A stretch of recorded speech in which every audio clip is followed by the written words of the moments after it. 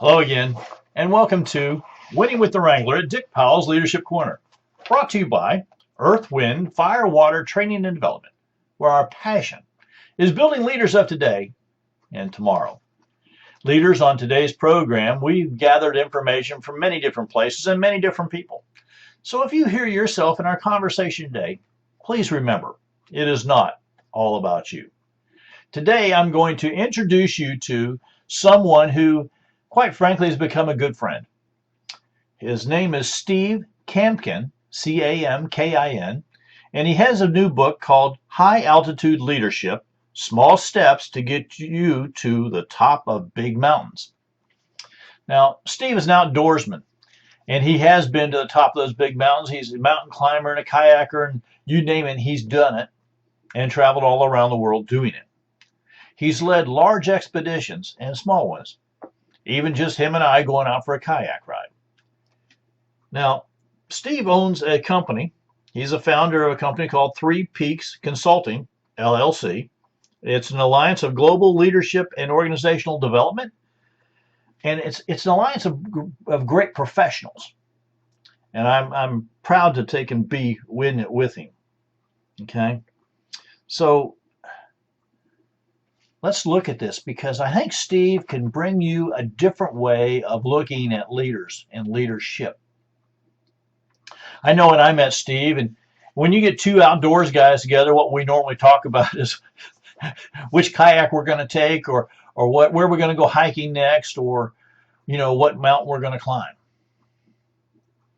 And when we started talking about it, he said, Dick, he says, you write a lot about leadership in businesses and organizations and in churches and in families. And I said, yes, I do. And he said, let's look at something, and let's look at it a little differently. He handed me his new book, High Altitude Leadership.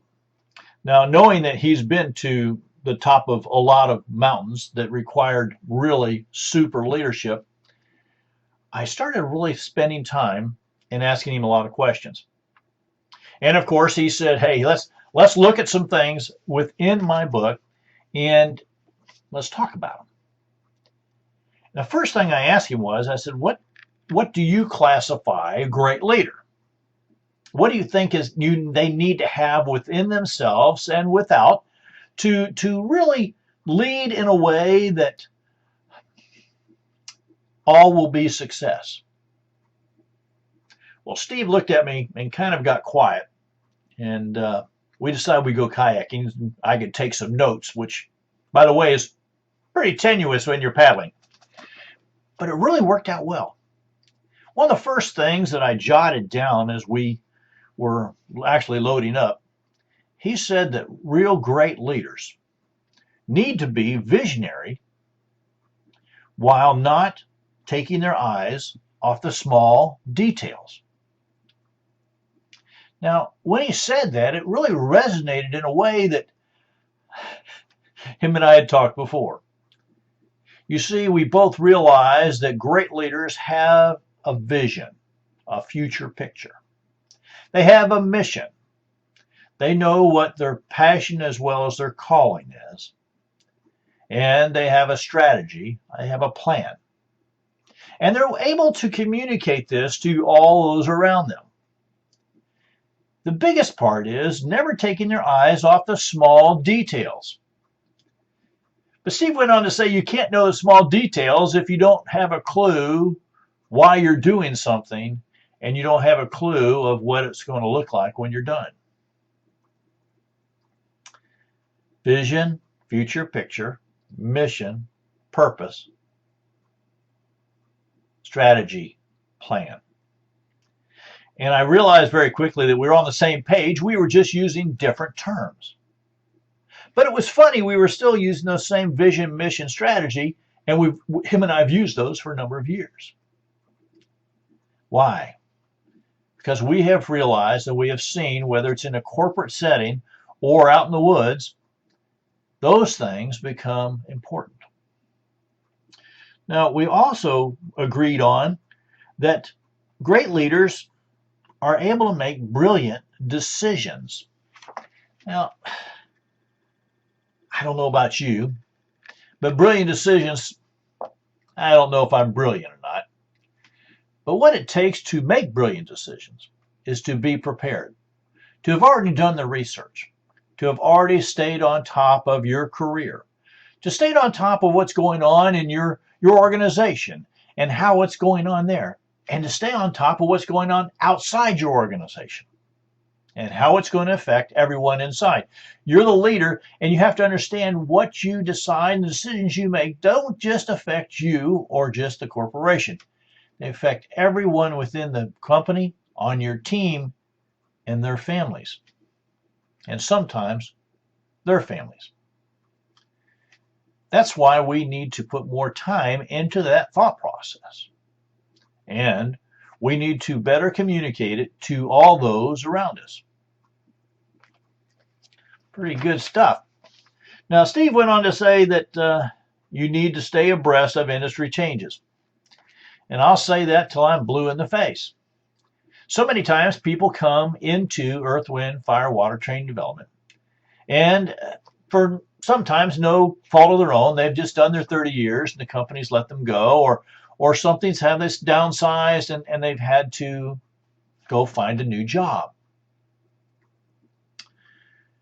Many of them never stayed on top of the changes within their organization or changes on their industry. They didn't stay abreast of what's going on. And they didn't change not only themselves, but their thinking. Because of that, when they went to look for a new opportunity, they found that they were not prepared. And sometimes we had to go back and play catch up. So if you're in an organization, no matter where you're at in the level, no matter what leadership piece you hold, if that's your career, if that is what your chosen piece is, you really need to stay abreast of everything that's going on, which means you need to read books, magazines, articles, go to seminars, listen to speakers, take notes, learn, and be able to share. What this means is leaders turn into the person to go to because they've stayed on top and they have answers. When they have answers, this makes them ability to make really great decisions quite quickly. Now, went on to this next one. It said, attend to an increasing number of managerial tasks. First, I want to tell you that leaders lead people. Managers manage things. And that means managers manage tasks. And as leaders, many times we'll have to do some of those tasks ourselves. But as leaders, we have learned that delegation of tasks makes our world not only better, but it makes it fuller. Now, when we do that, we are telling the people around us that A, we trust them, and B, we need them. That's why they're there. So, this whole thing of really small managerial tasks, well, there's some I do here myself that, quite frankly, only I can do. But when there's something that needs done here that someone else can do 80% as well as myself, I delegate it out. It just only makes good sense. Now, the one he wrote here about developing employees who are increasingly starved for development, I have to tell you that this is a big one. One of our main jobs as leaders is to build more leaders. In order to do that, we have to constantly build relationships with our people. And when we do that, we need to really find out what they need and how they need to get it. A local company called me just a week ago and said, hey, our people are just really hungry to learn more about leadership, especially personal accountability and personal leadership. What can you do? And I said, well, let's sit down and talk about it and find out where we want to go and how we want to get there. And I went in and I talked to all the people that were excited about doing this. They're excited because they're at the point that they're wanting to learn more. And so we talked about the 360 leader leading from the middle. We talked about the 21 irrefutable laws of leadership, and they decided that's where they wanted to start.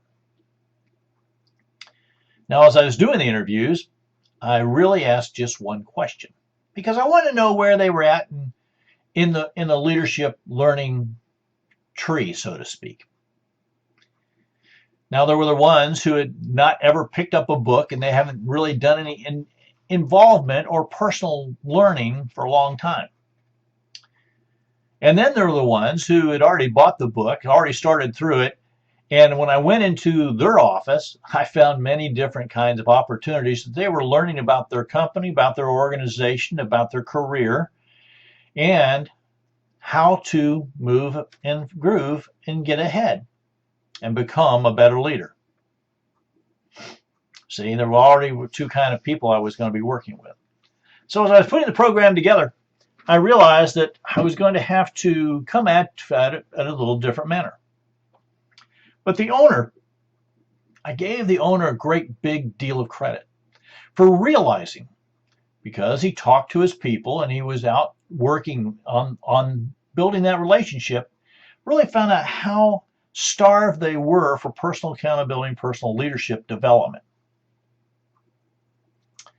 And hadn't it going to be great for his company to grow and everybody be on the same page? I think it's a fantastic opportunity.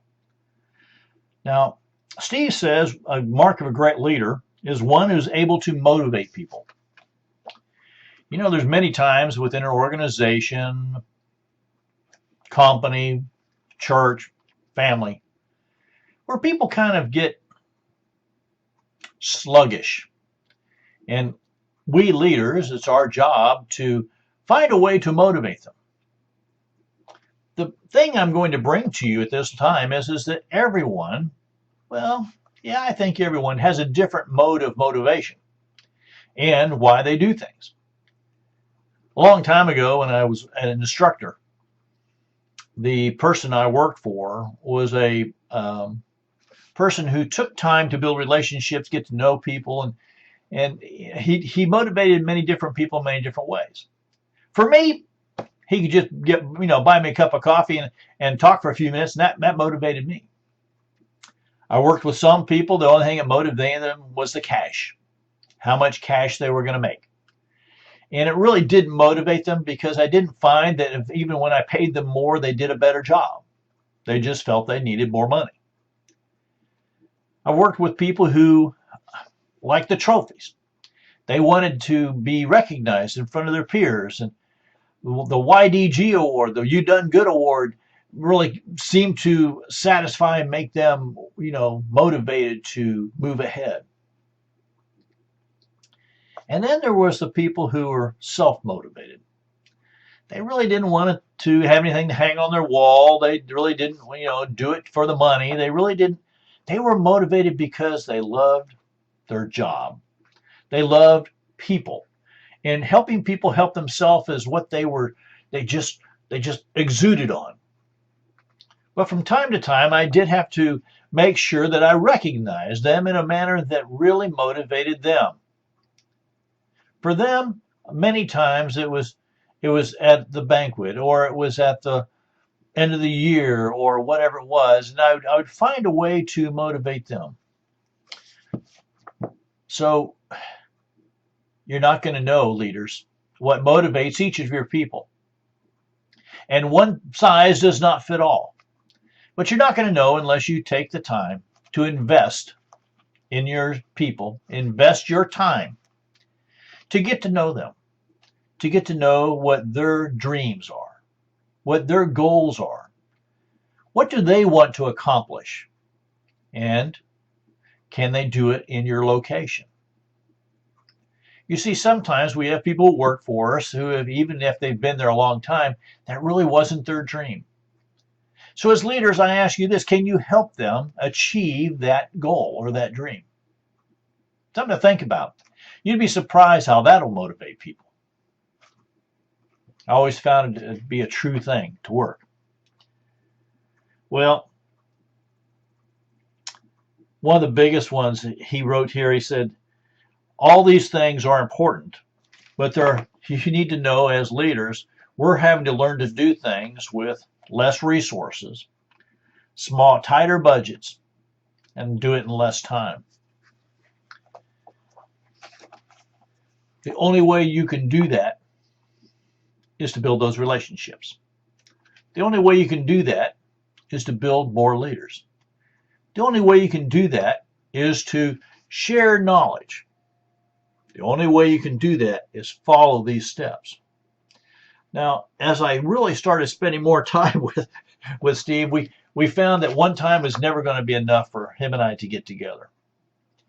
But he wrote something here, and I'm going to share it with you, and I hope Steve is okay with it, but I'm sure he is. He wrote down that he asked a question. Okay, so you want to be a leader. Can you survive? And I really started putting a lot of stock in that because, again, we're both outdoorsmen, and when we lead people, we're oftentimes in charge of many different folks who had many different skill levels. So when I read this, I got to get excited once more. He wrote down this, and you might want to jot this down, or if you want it, give me an email and I'll send it to you. Performance equals skill times motivation times opportunity times resources times energy times self-awareness. And when I started looking at those things, I thought, this is really the things that make a great leader. Now think about it. Skills. What are your skills? What do you do best? You know, when I started as an outdoors person, sometimes my skill is how to start a fire best. That's what I do. But when I'm in the corporate office, something entirely different. My skill there is being a company spokesperson and being on stage and sharing my knowledge about how things go about accountability and leadership in your corporation. So what are your skills? I'm going to encourage you to get that piece of paper and jot them down. And I want you to jot down all the skills that you're really proficient at. And then I want you to write down next to them a list of skills that you might need to work on or you're not proficient at.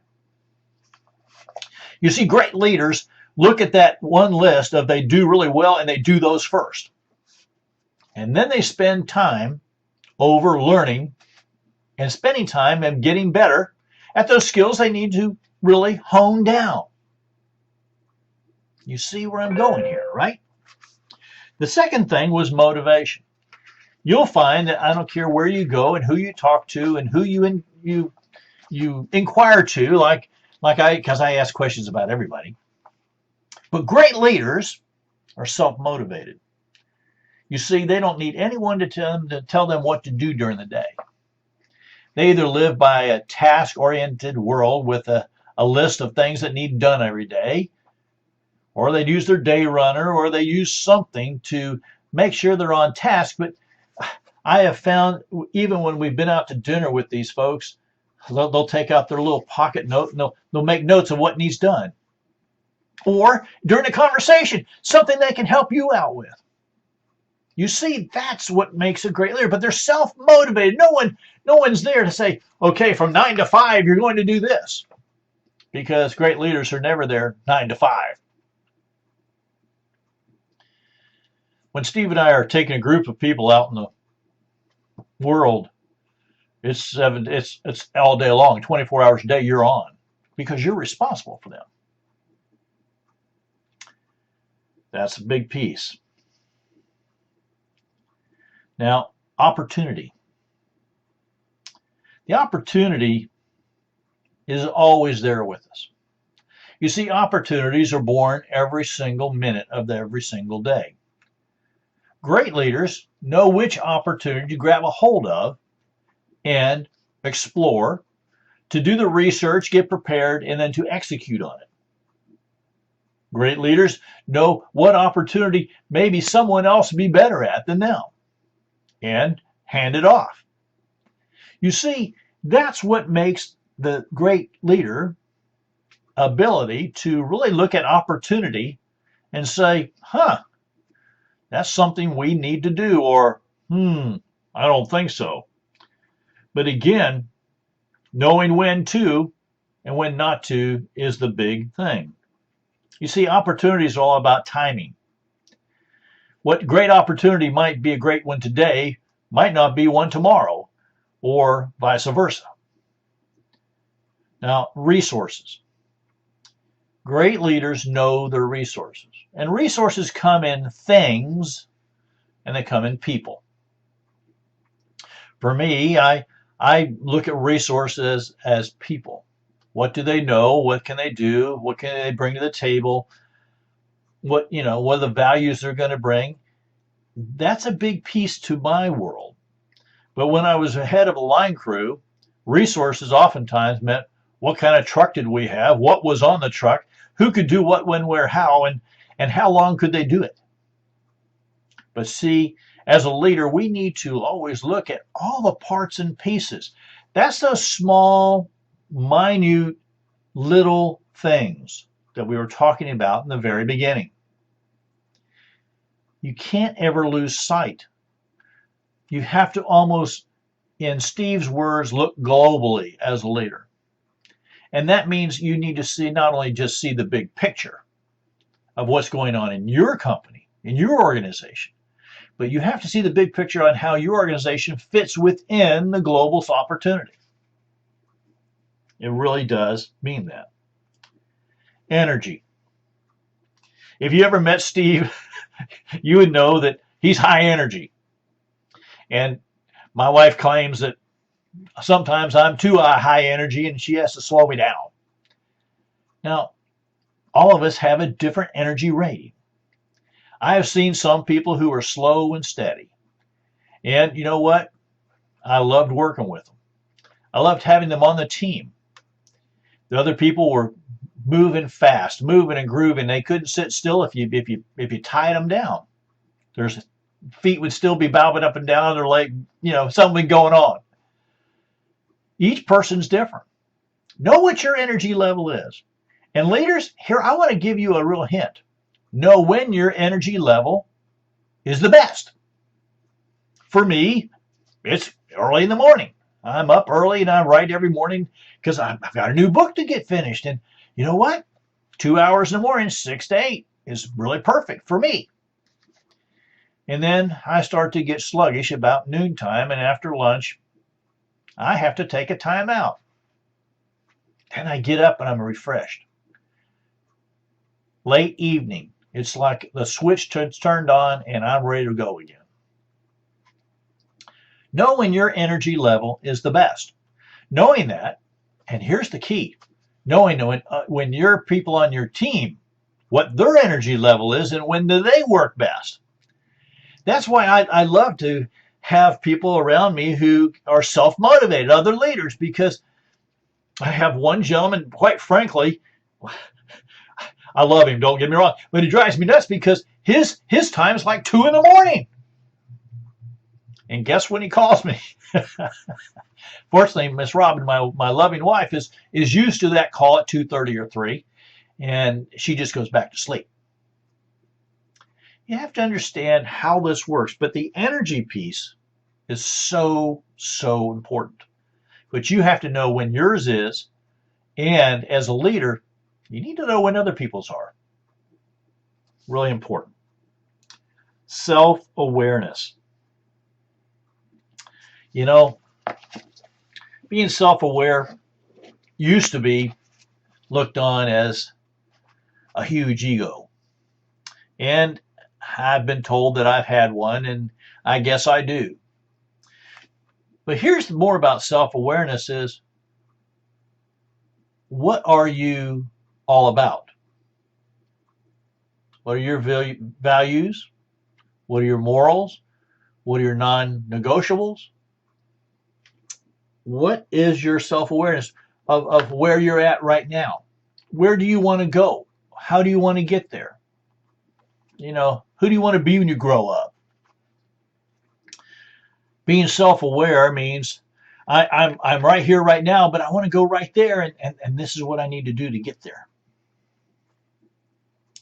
Like I said, he followed it up with this last one here about motivation. And I just, when I looked at this, I thought to myself, this is just so good that I need to share it. I'm going to read it again. Performance. Okay, you got it? Performance equals skill times motivation. Self-motivation, okay? Skill, what you're good at. Motivation, self-motivation, times opportunity. Remember, timing is all about opportunity. Resources, who, what, when, where, how. Times energy. What is my energy level? When am I best? Times self-awareness. Who am I? And I'm honest about that answer. You see, this book is a lot about outdoors, but it's really not. Steve has really said that he's worked in many different corporate places and many different corporate things.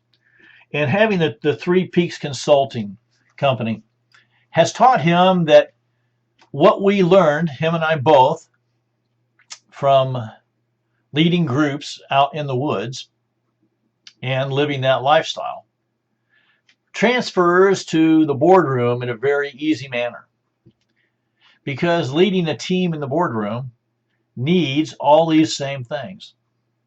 One of the biggest things that I learned as a person that ran a large corporation for a long time was the need to really slow down enough to build relationships of people on the team within the company for me to understand what their goals and their dreams were. And then I had to ask myself that question: how do I help them get to where they want to go? If it's within the corporation, that's a wonderful thing. Sometimes it was they wanted to learn a new skill, and all I had to do is provide that opportunity. You see, leaders, this is our job. This is what we're called to do, is build more leaders. And if we're not doing that, well, I don't think we're doing a very good job at that L word, okay? So remember these things that are in this book. Be a visionary while not taking your eyes off the small details. Be brilliant decision maker. Stay abreast of industry changes. Attend to an increasing number of managerial tasks. Develop employees who are increasingly starved for development. Be able to motivate people. And to understand that this is part of what you're called to do as a leader. I hope you'll get this book, High Altitude Leadership by Steve Camkin, C-A-M-K-I-N, and take a look at it. I'm going to tell you what, if you're a leader, this is going to help you to go that little bit extra mile and you're going to be able to take and build more leaders stand right beside you. Now, I see our time is running to a close like always, so on behalf of myself, Dick Powell, and the whole Leadership Corner team, I do want to say thank you for being a part of today's program. Now, if you have any comments or questions on today's program, please don't hesitate. Give me a call. 727-422-1833. 727-422-1833. Send me an email, dick@ewfw.org, dick@ewfw.org, or you know what? Go to the website. Spend some time. Look around, and there's a box there you can click on and send me a note. Go to www.ewfw.org. Now, I'm going to give you a challenge, leaders, to really start thinking about how you're interacting with all those around you. Ask yourself this question: am I building new leaders, or am I stagnant in my leadership ability? Well, when you're ready to have me come and do a leadership opportunity with your organization, give us a call, because we book up really quick. 727-422-1833. And until next time, DW the Wrangler saying, ride hard. ride fast.